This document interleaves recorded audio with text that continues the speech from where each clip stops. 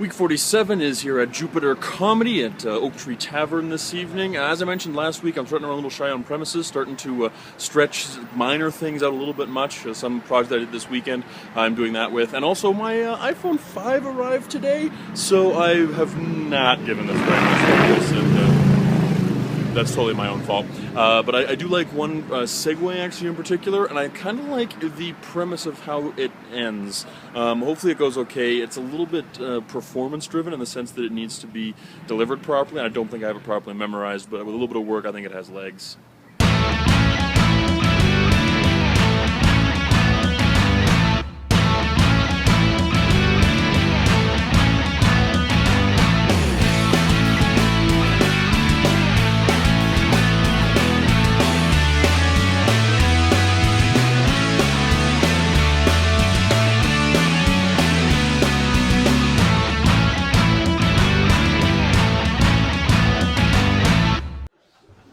I must admit I haven't been doing much writing this week. I've been helping my girlfriend move this weekend, and it takes a lot of time. But instead of pizza and beer, I get to talk about her on stage. So that's a good trend. That's a good trade-off, I think.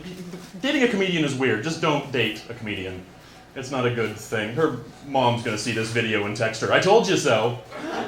Even he thinks he's undateable. Stop it. This whole weekend, we spent an entire day just assembling like 8 pieces of IKEA furniture. I don't know why that is like so kind of synonymous with boyfriend duty. Like it's kind of weird for me. I guess it's like the act of creation. Like, oh look, I made a thing. But I took it too far because later we were repotting a plant, and I said to her, "Let's go make some life." And it's not a good thing to say to somebody. Her response was, whoa, we're trying to do the opposite of that. And I was like, no, we're not trying to kill anybody. Like, that's the opposite of that. We're just trying to stay neutral on life. Like, after whatever we do, the same number of people should be around on Earth afterwards. So we're not trying to make life. We're not trying to kill anybody. That's also not an abortion reference. Speaking of abortion, I was vacuuming the other day. I love that segue too much for what that got. Yeah, you're like, no, fuck you. And I'm like, yeah, okay. I was vacuuming. My girlfriend started making fun of me for how I vacuum. Because apparently, if there's a vacuum cleaner on a dance floor, I can suddenly dance.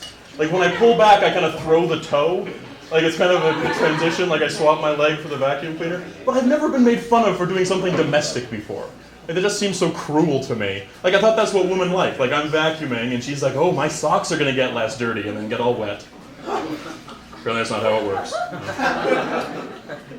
I had a conversation with a friend of mine via Skype the other day. He keeps moving to places that sound better and better.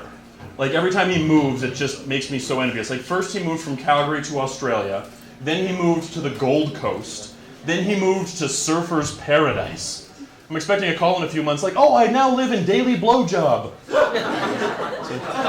It's not the Gold Coast, it's on the White Coast. It's beautiful. Yeah. You should come and visit and come. He probably won't even tell me. He just ends up all sleepy all of a sudden every time we talk, and I'm like, "What's going on?" You know? I don't think I'd want to visit that place, actually. I feel as though the streets would feel like the floor of a movie theater.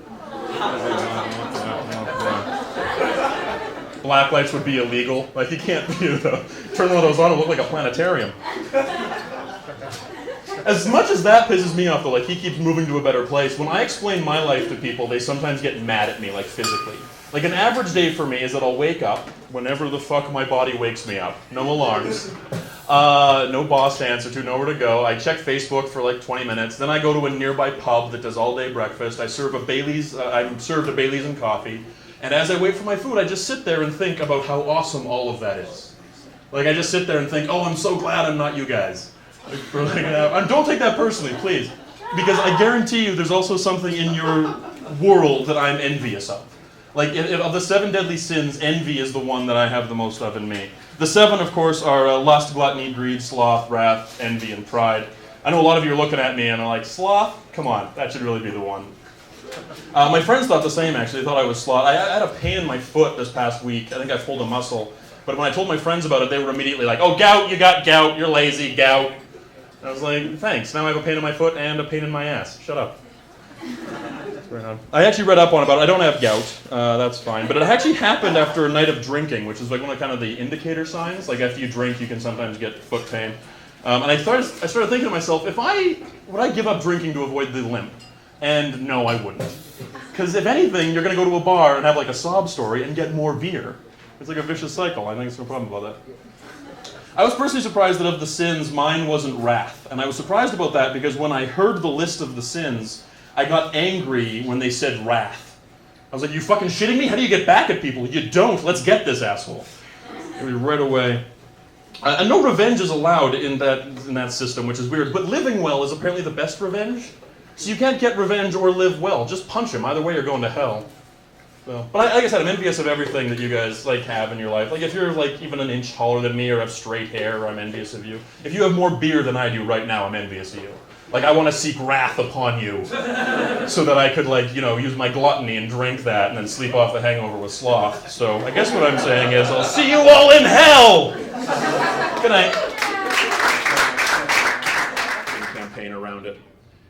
The phrase ignorance is bliss is fantastic. Like, that's unbelievable. Like, Don Draper couldn't even come up with that. That's like Peggy Olson good. There's definitely a couple of good takeaways from the set this evening, but as a whole it does need some work. The dirty stuff obviously worked pretty well in the part about my friend that keeps moving to a better city, so I thought I'll probably work on and try, but it doesn't need much at this point because it's dirty, so people will probably have a pretty good reaction to it. The ending that I really liked is that kind of combination of all the sins into one thing. I think if that gets faster and stronger and I can work the words in a bit better, kind of like how I did in that Harlem Shake / Dodge rant from a few weeks ago about kind of making fun of that we had to take down the video because there was a logo in it. If I can make it tighter like that, I think it has some legs, and if I can kind of build that story and make it clearer what I'm envious about, I think that is another needed step.